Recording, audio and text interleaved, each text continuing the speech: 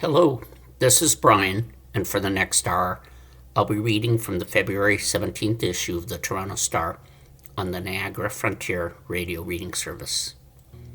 New subpoenas issued in inquiry on response to 2016 Russian election interference, AP sources say.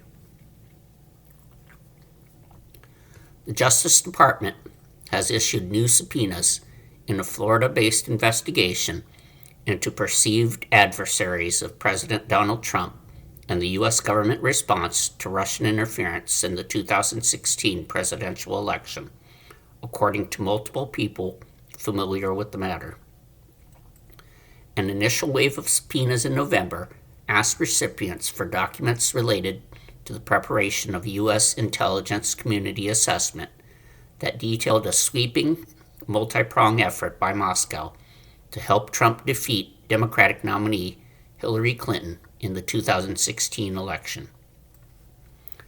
Though the first subpoenas requested documents from the months surrounding the January 2017 publication of the Obama administration intelligence assessment, the latest subpoenas seek any records from the years since then, said the people who spoke on condition of anonymity to the Associated Press to discuss a non-public demand from investigators.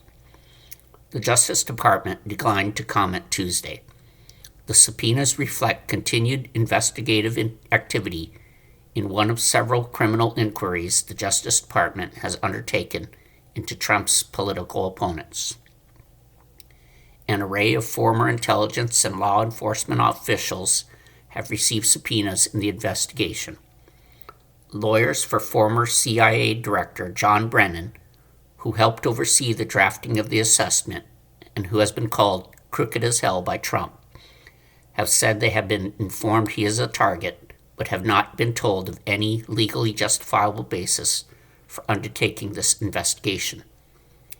The intelligence community assessment, published in the final days of the Obama administration, found that Russia had developed a clear preference for Trump in the 2016 election, and that Russian President Vladimir Putin had ordered an influence campaign with goals of undermining confidence in American democracy and harming Clinton's chance for victory. That conclusion and a related investigation into whether the 2016 Trump campaign colluded with Russia to sway the outcome of the election have long been among the Republican president's chief grievances, and he has vowed retribution against the government officials involved in the inquiries. Former FBI Director James Comey was indicted by the Trump administration Justice Department last year on false statement and obstruction charges, but the case was later dismissed.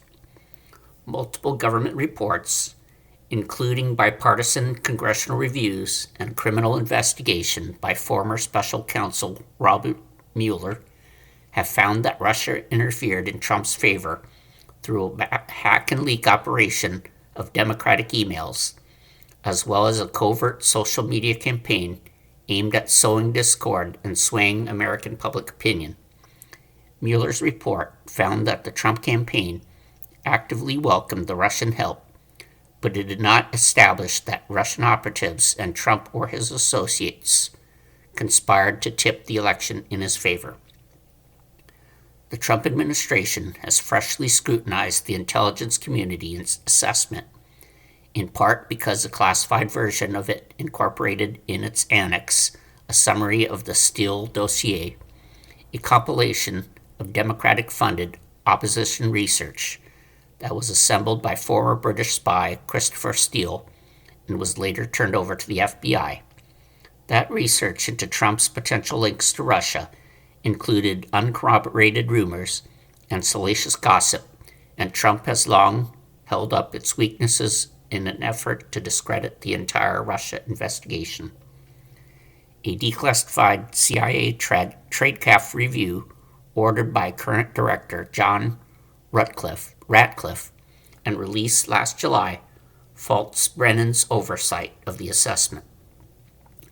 The review does not challenge the conclusion of Russian election interference, but chides Brennan for the fact that the classified version referenced the Steele dossier. Brennan testified to Congress and also wrote in his memoir that he was opposed to citing the dossier in the intelligence assessment since neither its substance nor sources had been validated. And he has said the dossier did not inform the judgments of the assessment. He maintains the FBI pushed for its inclusion. The new CIA review seeks to cast Brennan's views in a different light, asserting that he showed a preference for narrative consistency over analytical soundness and brushed aside concerns over the dossier because he believed it conformed with existing theories. It quotes him without context as having stated in writing that my bottom line is that I believe that the information warrants inclusion in the report. In a letter last December addressed to the Chief Judge of the Southern District of Florida, where the investigation is based, Brennan's lawyers challenged the underpinnings of the investigation, questioning what basis prosecutors had for opening the inquiry in Florida, and saying they had received no clarity from prosecutors about what potential crimes were even being investigated. While it is mystifying how the prosecutors could possibly believe there is any legally justifiable basis for undertaking this investigation, they have done nothing to explain that mystery, the lawyer said. New Mexico legislators launch investigation into Jeffrey Epstein's secluded ranch. State legislators in New Mexico launched an investigation Tuesday into past activity at a secluded desert ranch where financier and sex offender Jeffrey Epstein once entertained guests, and whether local authorities looked the other way. A bipartisan 4-member panel of state House representatives are investigating allegations that the ranch may have facilitated sexual abuse and sex trafficking. New Mexico lawmakers also say they want to know why Epstein was not registered as a sex offender after pleading guilty in 2008 to soliciting prostitution from an underage girl, and whether there was corruption among public officials.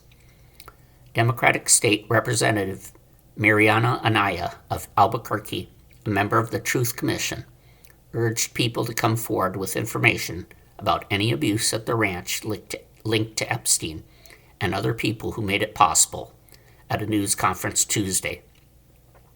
That perpetrator could not act alone. They could not run a sex ring alone. They could not commit these types of financial crimes alone. So we know as a commission that enablers must also be held accountable, including the state itself if needed, said Anaya.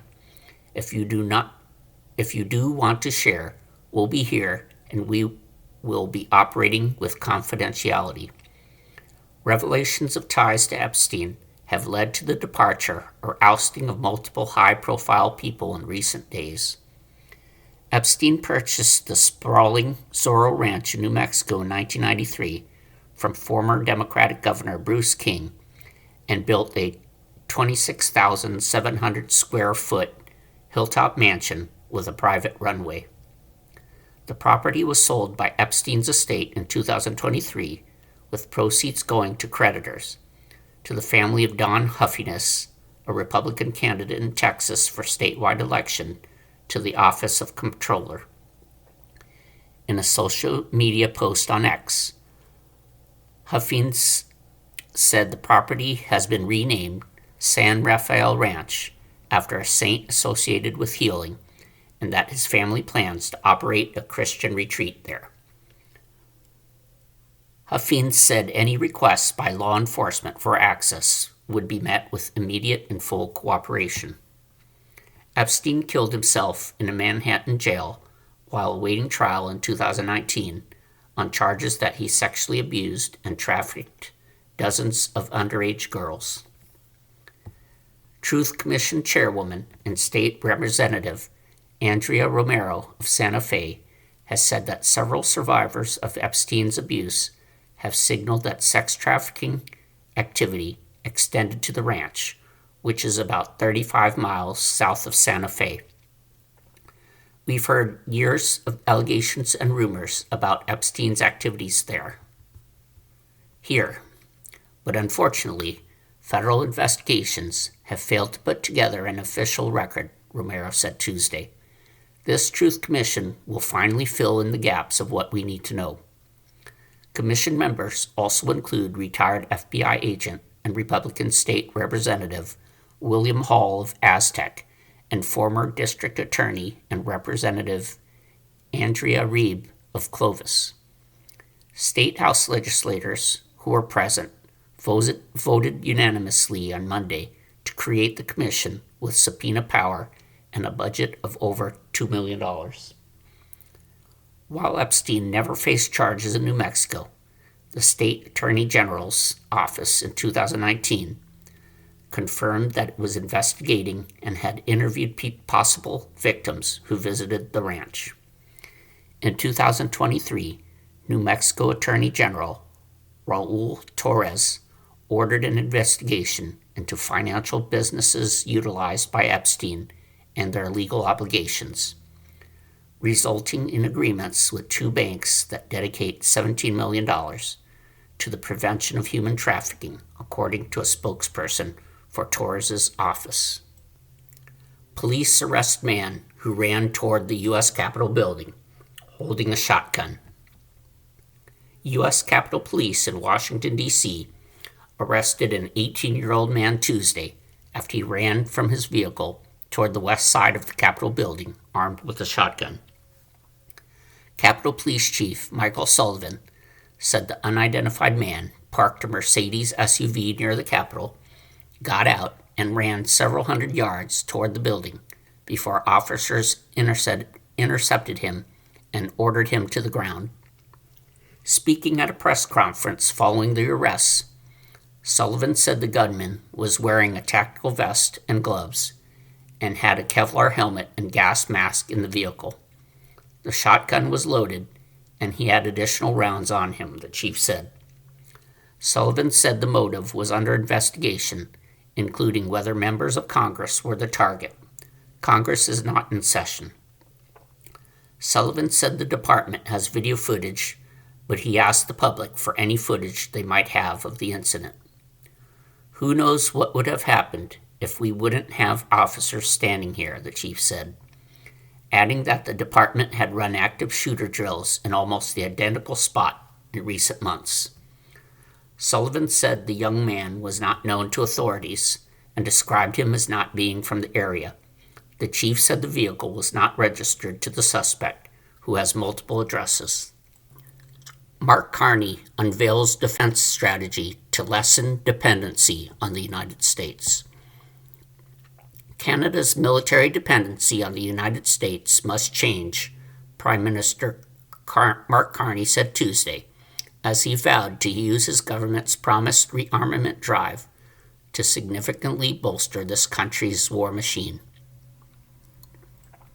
The plan, outlined in a new defense industrial strategy, is meant to make Canada more self-reliant in its own protection, prioritizing domestic production of military gear from aerospace technology to artificial intelligence, ships, drones, and ammunition.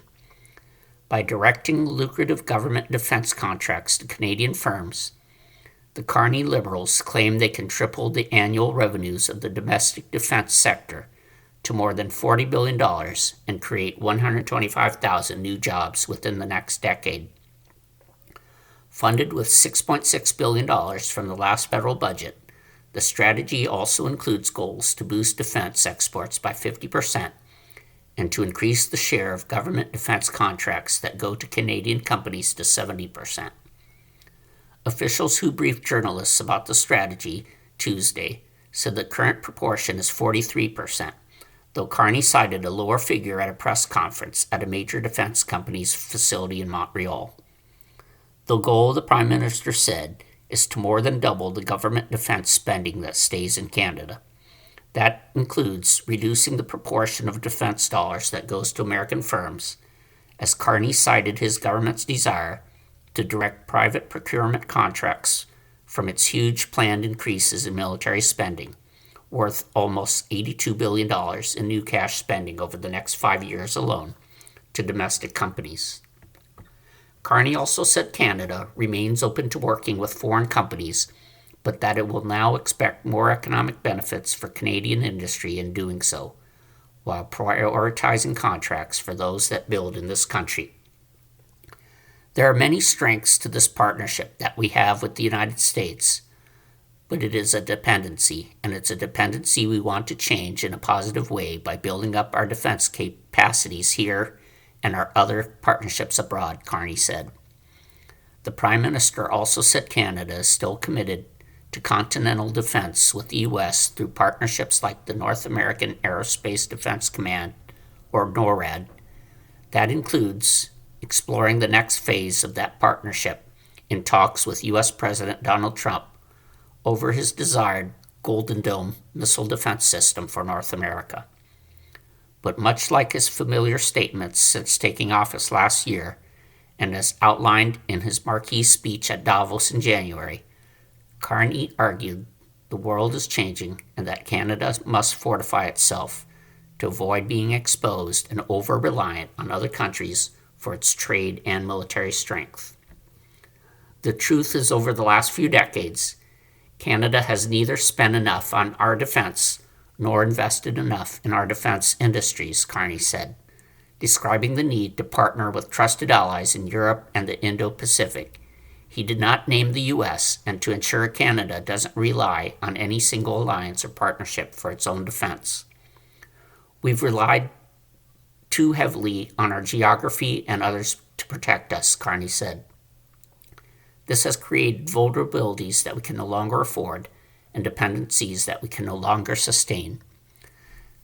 Conservative MP James Bezin, the party's critic on national defense, said the strategy appears very ambitious, but he is also deeply skeptical that the Liberal government he blamed for underfunding the military since it took office in 2015, with a recruitment shortfall and aging equipment that is often not in condition to be used, will follow through with the plan to dramatically boost the domestic defense industry. They've lacked political will to actually deliver, Bezin said, adding that Canadians should take the new plan with a grain of salt. At Queen's Park, Premier Doug Ford said he has no details about which Ontario manufacturers could benefit, but singled out Ontario Shipyards and General Dynamics Land Systems in London as deserving more work. Make it happen, he urged Carney. I'm just picking those two because they're pretty large employers. Ford noted Ontario has about 700 defense companies and again touted Toronto as the best bet for the Canadian government to put forward as the headquarters for the proposed Defense, Security, and Resilience Bank. Under the strategy, the government identified 10 sovereign capabilities in which it hopes to become more self-reliant, from the production of ammunition to shipbuilding, aerospace platforms, and aircraft communications, and the creation of land, sea, and air drones. It also identifies digital systems, naval, land, and air support, specialized manufacturing of land vehicles, and space launch and other capabilities. The strategy also promises a new framework, as the Star reported last week, to choose key strategic partners in the defense sector. Companies chosen will get directed procurement and subsidies for research and development and capital spending, along with help exporting what they make, the strategy says. In a recent interview, Defense Minister David McGuinty said this was based on what 17 other countries are already doing with their own defense sectors, and said the aim is to help create a group of anchor companies that create economic benefits across the country. He named major Canadian companies like Irving and Seaspan, which are already tapped to build ships for the Canadian Navy, as examples. Going forward, the strategy says the government will aim to give defense contracts to companies that can build in Canada. Officials who briefed journalists about the strategy Tuesday said the government will consider factors like time, cost, and the capacity of Canadian industry before deciding whether to partner with a firm from what Carney called like-minded allies on a new defense contract, with a view to maximizing the economic benefits to this country. Only if that is deemed unfeasible will the government then look to simply buy what it needs from a foreign company, the strategy says. The strategy also promises changes so that when Canada gives defense contracts to foreign firms, they must ensure there are domestic industrial benefits. McGuinty told the Star the government wants those contributions to increase and also to be directed toward the areas it has identified for strategic growth. Sam Witherspoon, Chief Executive Officer of defense sector AI firm Anvil, was among business leaders to welcome the strategy on Tuesday. Witherspoon said the long-term goals will help companies like Anvil plan with more certainty that government contracts will be available. One area, he said, could be improved, however, is how the government could consider foreign subsidiaries with footprints in Canada as domestic firms. He argued it is important that profits from defense investments can be confidently reinvested in Canada to grow the industry here.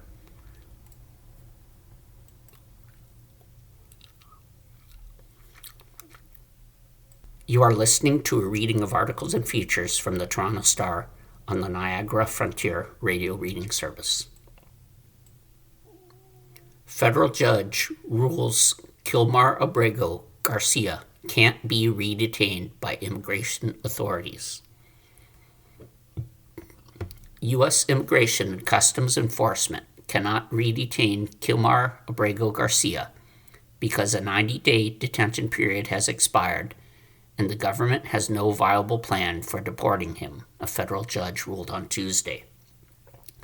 The Salvadoran national's case has become a focal point in the immigration debate after he was mistakenly deported to his home country last year. Since his return, he has been fighting a second deportation to a series of African countries proposed by Department of Homeland Security officials. The government made one empty threat after another to remove him to countries in Africa with no real chance of success, U.S. District Judge Paula Sinis in Maryland wrote in her Tuesday order. From this, the court easily concludes that there is no good reason to believe removal is likely in the reasonably foreseeable future. Homeland Security Assistant Secretary Tricia McLaughlin criticized the ruling in an email. If this matter were actually about the law or due process, Kilmar Abrego Garcia would already be deported and would never set foot in this country again. Judge Sinis will not be satisfied until he is authorized to live in the United States forever, she wrote. Abrego Garcia has an American wife and child and has lived in Maryland for years, but he immigrated to the U.S. illegally as a teenager. In 2019, an immigration judge ruled that he could not be deported to El Salvador because he faced danger there from a gang that had threatened his family. By mistake, he was deported there anyway last year. Facing public pressure and a court order, President Donald Trump's administration brought him back in June, but only after securing an indictment charging him with human smuggling in Tennessee. He has pleaded not guilty. Meanwhile, Trump officials have said he cannot stay in the U.S. In court filings, officials have said they intended to deport him to Uganda, Eswatini, Ghana, and Liberia. In her Tuesday order, Sinis noted the government has purposely and for no reason ignored the one country that has consistently offered to accept Abrego Garcia as a refugee and to which he agrees to go to. That country is Costa Rica. Abrego Garcia's attorney, Simon Sandoval Moschenberg, argued in court that immigration detention is not supposed to be a punishment. Immigrants can only be detained as a way to facilitate their deportation and cannot be held indefinitely with no viable deportation plan. Since Judge Sinis ordered Mr. Abrego Garcia released in mid-December, the government has tried one trick after another to try to get him re-detained, Sandoval Moschenberg wrote in an email on Tuesday. In her decision today, she recognized that if the government were truly trying to remove Mr. Abrego Garcia from the United States, they would have sent him to Costa Rica long before today. the government should now engage in a good faith effort to work out the details of removal to Costa Rica, Sandoval Moshenberg wrote. Police credit a Good Samaritan for ending a deadly shooting at a Rhode Island ice rink. A shooter unleashed a flurry of bullets during a Rhode Island youth hockey game, killing 2 people and injuring 3 others in an attack that was cut short when a spectator stepped in to help stop the tragedy, authorities said. Investigators have spoken to nearly 100 witnesses as of Monday evening as they attempt to piece together what happened earlier that afternoon inside the Dennis M. Lynch Arena in Pawtucket, a few miles outside of Providence. Pawtucket Police Chief Tina Goncalves said Monday that the shooter died from an apparent self-inflicted gun wound, though authorities are still investigating. Goncalves credited an unnamed Good Samaritan who intervened, bringing the attack to a swift end. She did not provide details. It is not entirely clear what precipitated the shooting, who was targeted, or why. The game was live-streamed by LiveBarn, a streaming platform for youth sporting events, whose videos have been shared on social media showing players on the ice as popping sounds are heard. Chaos quickly unfolds as players on benches dive for cover. Those on the ice frantically skate towards exits, and fans flee their seats. LiveBarn's social media account has been issuing warnings to those who shared the video that they do not have permission to do so. It appears that this was a targeted event, that it may be a family dispute, Goncalves said. Authorities said both people who died were adults but have not released the identities of the victims. Goncalves identified the shooter as Robert Dorgan, who she said also went by the name Roberta Esposito, who was born in 1969. Dorgan was an employee of General Dynamics Bath Iron Works, a shipbuilding facility in Bath, Maine, that contracts with the U.S. Navy, David Hench, a spokesperson for the shipyard, said Tuesday. Hench did not respond to questions about Dorgan's job title or how long they worked at the shipyard. A colleague, Destiny McKenzie, recalled that Dorgan used the women's bathroom and that the 2 of them would often talk about family. McKenzie said Dorgan's ex-wife never came up in conversation, but a hockey-playing son was a frequent topic. What was supposed to be some seniors' only chance at playoff games is now ruined, she wrote in a message to the Associated Press. Images that these kids and families now have to live with. That's who I send my condolences to, is those families. The reality of our gun laws needs a major reconsideration, and unfortunate guns land in the hands of such sick individuals.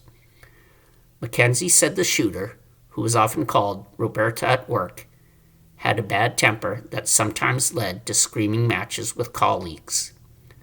Another co-worker said Dorgan appeared to be split on the issue of transgender acceptance, one second being proud of transitioning and the next embarrassed.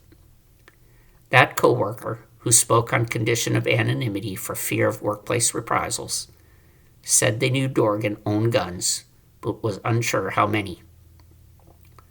Dorgan briefly served in the Marine Corps, enlisting on April 26, 1988, according to military records provided by the service, but his service was short-lived.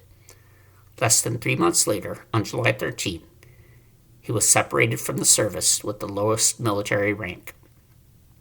Major Jacoby Getty, a Marine Corps spokesman, told the Associated Press that the rapid discharge indicated the character of his service was incongruent with Marine Corps' expectations and standards. Getty declined to provide more detail. Michael Stephen, who recorded video after the shooting, recalled crying parents trying to locate their children outside the arena and young people being taken out on stretchers. It happens far too often in our nation, Stephen told reporters. Monday's shooting came nearly 2 months after the state was rocked by a shooting at Brown University that left 2 students dead and wounded 9 others, as well as a Massachusetts Institute of Technology professor. Authorities later found Claudio Neves Valente, 48, dead from a self-inflicted gunshot wound at a New Hampshire storage facility. "Our state is grieving again," Rhode Island Governor Dan McKee said in a statement. "As governor, a parent, and a former coach, my heart breaks for the victims, families, students, and everyone impacted by the devastating shooting at Lynch Arena in Pawtucket." You are listening to a reading of articles and features from the Toronto Star on the Niagara Frontier radio reading service. Police in Nancy Guthrie investigation say glove DNA didn't match anything in national database.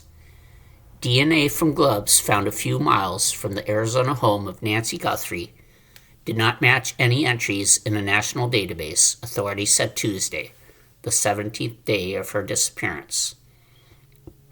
There were no DNA hits in CODIS, the Pima County Sheriff's Department said, referring to the National Combined DNA Index System. At this point, there have been no confirmed CODIS matches in this investigation, the department said, suggesting that other DNA samples had been put through the system. CODIS is a storehouse of DNA taken from crime suspects or people with convictions. Any hits could identify possible suspects in Guthrie's disappearance. The 84-year-old mother of NBC Today co-anchor Savannah Guthrie was reported missing from her Tucson area home on February 1st after spending the previous night with her family. Police said her blood was detected on the porch. A porch camera recorded video of a man with a backpack who was wearing a ski mask, long pants, a jacket, and gloves. The FBI said the suspect is about 5 feet 9 inches tall with a medium build. Gloves were found about 2 miles from Guthrie's home. The FBI has said that the gloves appeared to match those worn by the man in the video. There is additional DNA evidence that was found at the residence, and that is also being analyzed, the Sheriff's Department said. In addition, the department said investigators are working with a manufacturer and experts to try to locate Guthrie by detecting her heart pacemaker. News media reported that a signal sniffer device has been attached to low-flying aircraft. Savannah Guthrie posted an Instagram video Sunday in which she issued an appeal to anyone with information about what happened to her mother. "It is never too late to do the right thing," she said, "and we are here, and we believe in the essential goodness of every human being, that it's never too late." Iran says it temporarily closed the Strait of Hormuz as it held more indirect talks with the U.S. Iran announced the temporary closure of the Strait of Hormuz on Tuesday for live fire drills in a rare show of force as its negotiators held another round of indirect talks with the United States over the Islamic Republic's disputed nuclear program. It was the first time Iran has announced the closure of the key international waterway through which 20% of the world's oil passes since the U.S. began threatening Iran and rushing military assets to the region. It was not immediately clear if the strait had been closed, but such a rare and perhaps unprecedented move could further escalate tensions that threatened to ignite another war in the Middle East.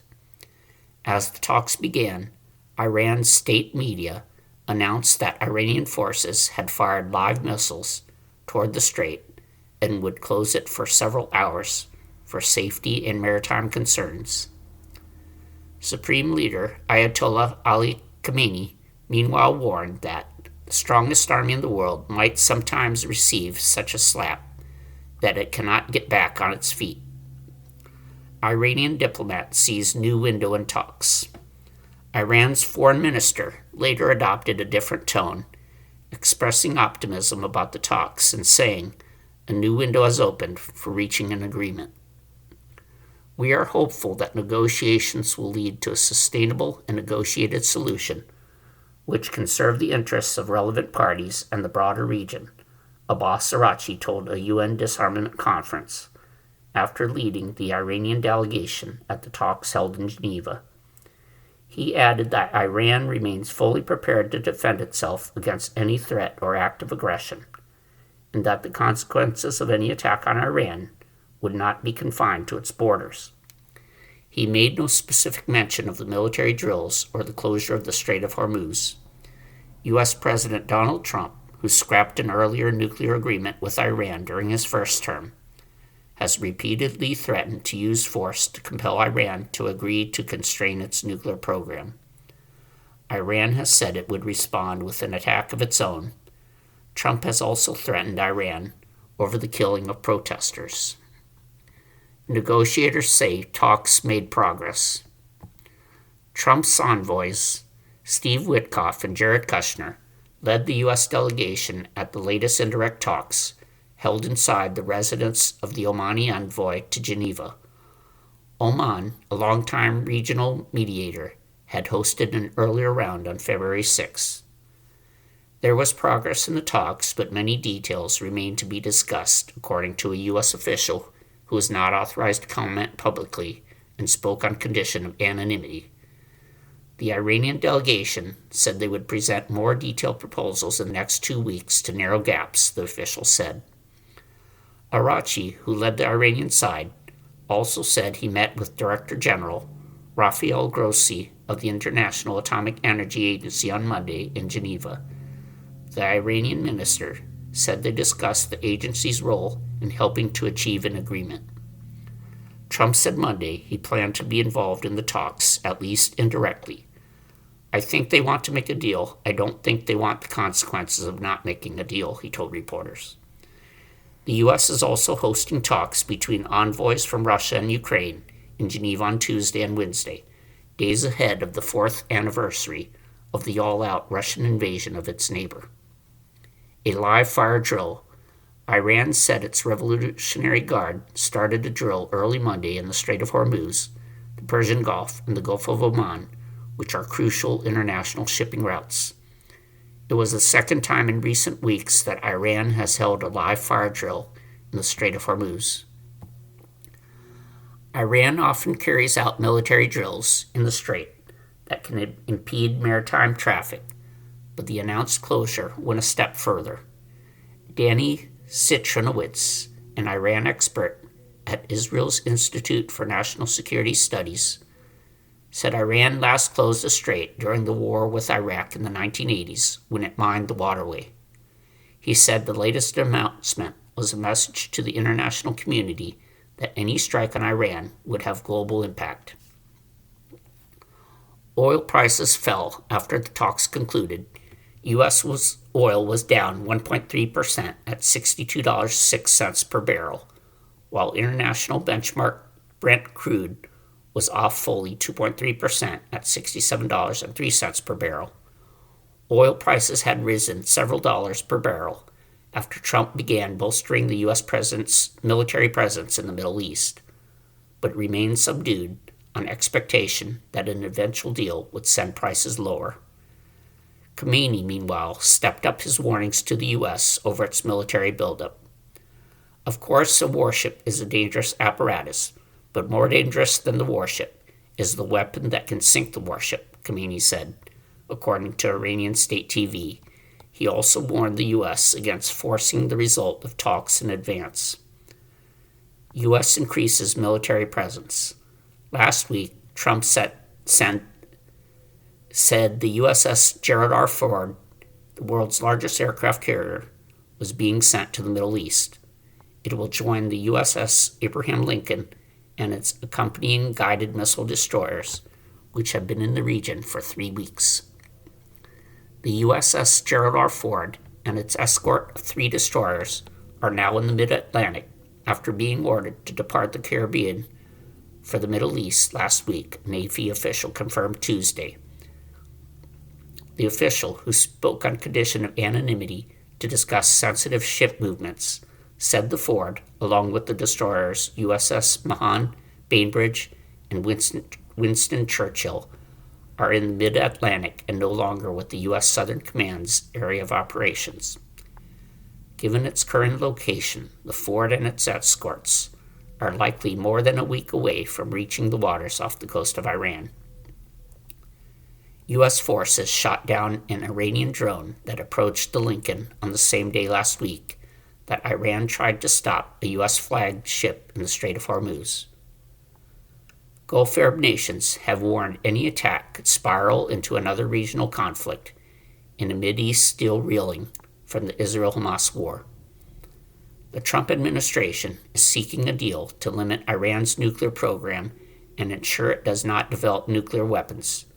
Iran says it is not pursuing weapons and has so far resisted demands that it halt uranium enrichment on its soil or hand over its stockpile of highly enriched uranium. The U.S. and Iran were in the middle of months of meetings when Israel launched a 12-day war against Iran back in June halted the talks. The U.S. bombed Iranian nuclear sites during that war, likely destroying many of the centrifuges that spun uranium to near weapons-grade purity. Israel's attacks decimated Iran's air defenses and targeted its ballistic missile arsenal as well. Before the June war, Iran had been enriching uranium to 60% purity, a short technical step away from weapons-grade levels.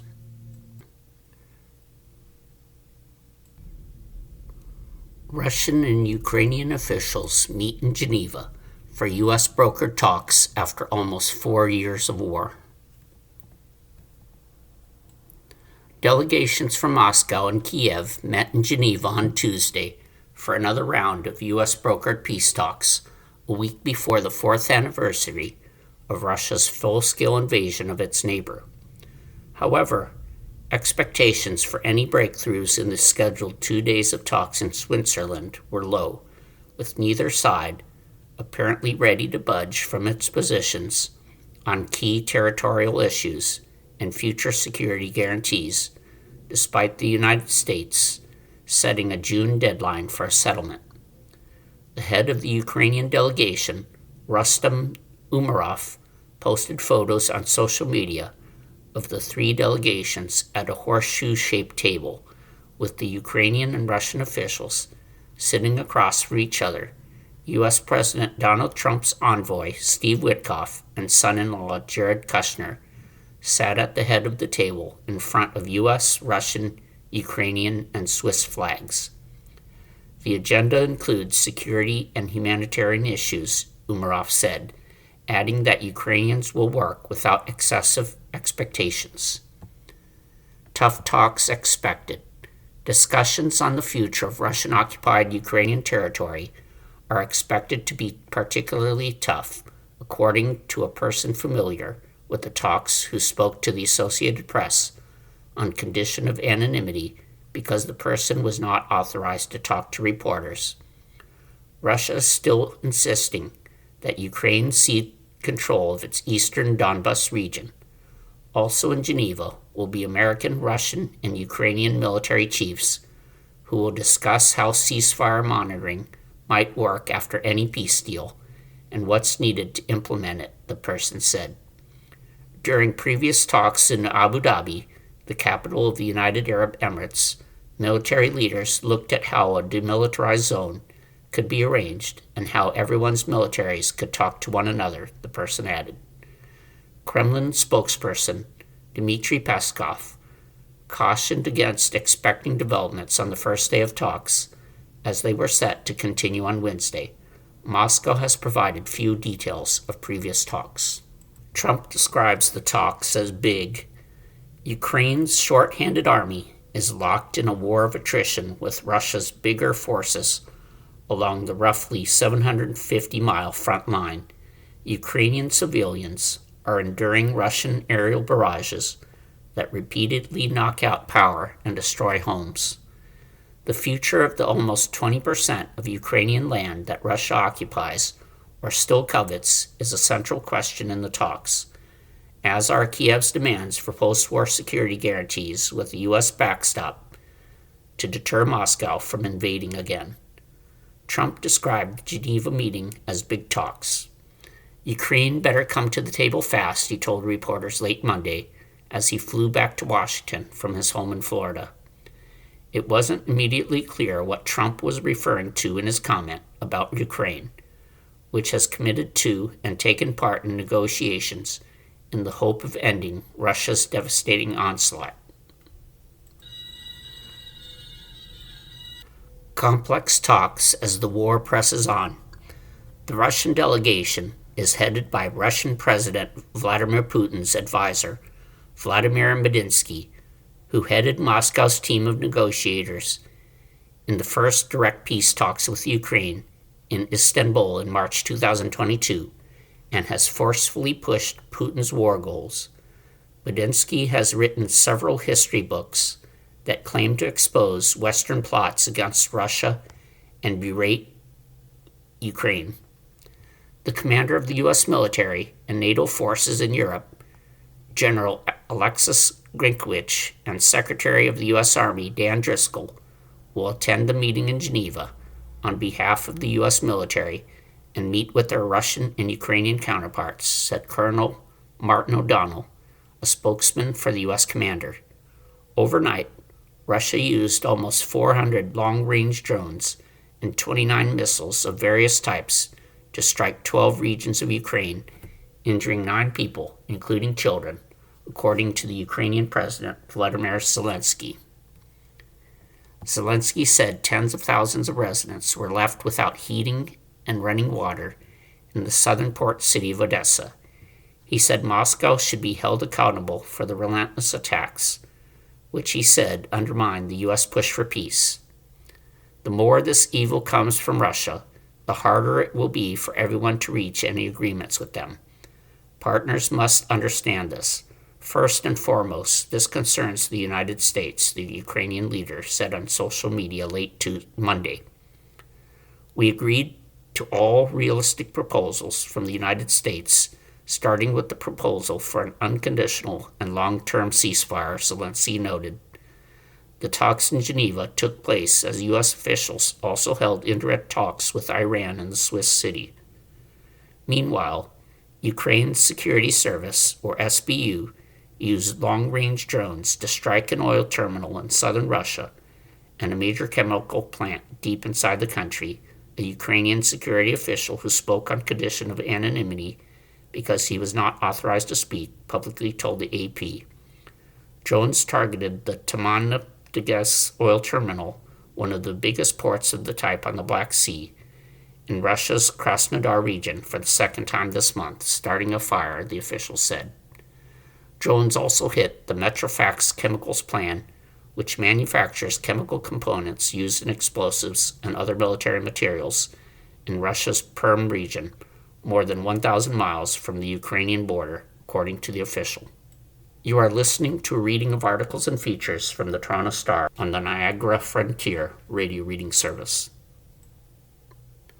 What climate change means for Greenland's traditional Inuit lifestyle in the world. Growing up in a village in northern Greenland, Jorgen Christensen's closest friends were his stepfather's sled dogs. Most of his classmates were dark-haired Inuit. He was different. When he was bullied at school for his fair hair, an inheritance from the mainland Danish father he never knew, the dogs came to him. He first went out to fish on the ice with them alone when he was 9 years old. They nurtured the beginning of a lifelong love affair and Christensen's career as a five-time Greenlandic dog sled champion. I was just a small child, but many years later, I started thinking about why I loved dogs so much, Christensen, 62, told the Associated Press. The dogs were a great support, he said. They lifted me up when I was sad. For more than 1,000 years, dogs have pulled sleds across the Arctic for Inuit seal hunters and fishermen. But this winter, in the town of Illicit, around 186 miles north of the Arctic Circle, that's not possible. Instead of gliding over snow and ice, Christensen's sled bounces over earth and rock. Gesturing to the hills, he said it's the first time he can remember when there has been no snow or ice in the bay in January. The rising temperatures in Illicet are causing the permafrost to melt, buildings to sink, and pipes to crack, but they also have consequences that ripple across the rest of the world. The nearby Sermekhuzhezh Glacier is one of the fastest moving and most active on the planet, sending more icebergs into the sea than any other glacier outside Antarctica, according to the United Nations Cultural Organization, UNESCO. As the climate has warmed, the glacier has retreated and carved off chunks of ice faster than ever before, significantly contributing to sea levels that are rising from Europe to the Pacific Islands, according to NASA. The melting ice could reveal untapped deposits of critical minerals. Many Greenlanders believe that's why U.S. President Donald Trump turned their island into a geopolitical hotspot with his demands to own it and previous suggestions that the U.S. could take it by force. In the 1980s, winter temperatures in Illicit regularly hovered around negative 25 degrees Celsius, negative 13 degrees Fahrenheit in winter, Christensen said. But nowadays, he said, there are many days when the temperature is above freezing. Sometimes it can be as warm as 50 Fahrenheit. Christensen said he now has to collect snow for the dogs to drink during a journey because there isn't any along the route. Although Greenlanders have always adapted and could make dog sleds with wheels in future, the loss of the ice is affecting them deeply, said Christensen, who now runs his own company showing tourists his Arctic homeland. If we lose the dog sledding, we have large parts of our culture that we're losing. That scares me, he told AP, pressing his lips together and becoming tearful. The sea ice is disappearing. In winter, hunters should be able to take their dogs far out on the sea ice, Christensen told AP. The ice sheets act like big bridges, connecting Greenlanders to hunting grounds, but also to other Inuit communities across the Arctic and Canada, the United States, and Russia. When the sea ice used to come, we felt completely open along the entire coast, and we could decide where to go, Christensen said. This January, there was no ice at all. Driving a dog sled on ice is like being completely without boundaries, like on the world's longest and widest highway, he said. Not having that is a very great loss. Several years ago, Greenland's government had to provide financial support to many families in the far north of the island after the sea ice did not freeze hard enough for hunting, said Sarah Olsvig, chair of the Inuit Circumpolar Council, which represents Inuit people from across Arctic nations. The warming weather also makes life more dangerous for fishermen who have swapped their dog sleds for boats because there is more rain instead of snow, said Morgan Angaju Hosafan Rusker, Christensen's business partner. When snow falls and is compressed, air is trapped between the flakes, giving the ice its brilliant white color. But when rain freezes, the ice that forms contains little air and looks more like glass. A fisherman can see the white ice and try to avoid it, but the ice formed from rain takes on the color of the sea, and that's dangerous because it can sink you or throw you off your boat, said Rocher. Climate change, Olsvig said, is affecting us deeply and is amplified in the Arctic, which is warming 3 to 4 times faster than the global average. The glaciers are melting. Over the course of his lifetime, the Sermekhuzhezh Glacier has retreated by about 25 miles, said Carl Sandgreen, 46, the head of Illicit's Icefjord Center, which is dedicated to documenting the glacier and its icebergs. Looking out of the window at hills which would normally be covered with snow, Sand Green described mountain rock revealed by melting ice and a previously ice-covered valley inside the fjord where there's nothing now. Pollution is also speeding up the ice melt, Sand Green said, describing how Semmelglacier is melting from the top down, unlike glaciers in Antarctica, which largely melt from the bottom up as sea temperatures rise. This is exacerbated by two things: black carbon, or soot spewed from ship engines, and debris from volcanic eruptions. They blanket the snow and ice with dark material and reduce reflection of sunlight, instead absorbing more heat and speeding up melting. Black carbon has increased in recent decades with more ship traffic in the Arctic, and nearby Iceland has periodic volcanic eruptions. Many Greenlanders told AP they believe the melting ice is the reason Trump, a leader who has called climate change the greatest con job ever, wants to own the island. His agenda is to get the minerals, Sand Green said. Since Trump returned to office, fewer climate scientists from the U.S. have visited Illicit, Sand Green said.